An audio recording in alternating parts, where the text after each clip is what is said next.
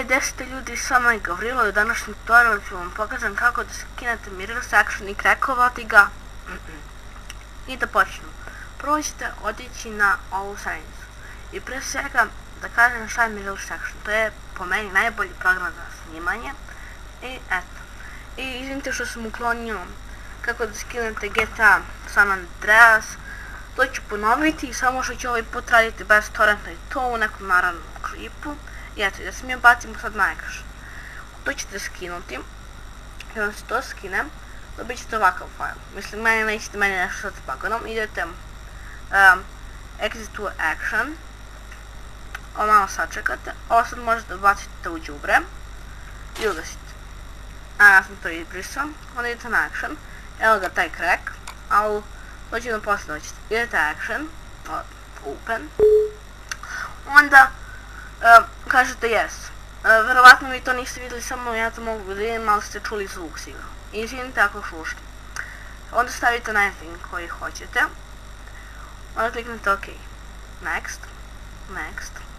I da vi hoćete da sačuvate taj action. Ja hoću E. Mislim, kod mene u E. Vi ako ne znate to da nađete, sad ću vam pokažem kako to da nađete. Idete u vaš kompjuter i evo ga C i E. I vi kako, mislim, vi koji imate, vi taj ih stavite i gde hoćete. Install. Znači ćete ubrzo da se instalira. Evo ga, finish. I sad će da vas odvede na action stranicu, samo malo sačekajte.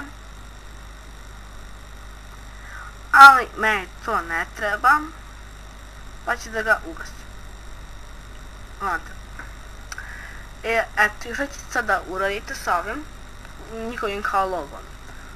Pa sa njim relativno ne možete ništa da uradite.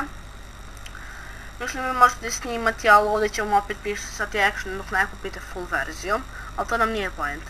Vidite open file location. I evo ga taj action, tako zvani. Šta ćete vi sad uraditi? Opet će nam trebati ono što sam ja bacio, action, evo ga. Sad nam treba iz actiona ovaj crack. Da. I radit ćete na najlakši način ikada. Uzet ćete ovaj crack i prebacit ćete ga ovo. I eto vam ga taj crack. Vidite.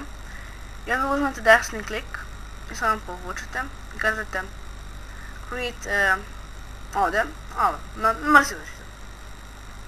Evo ga.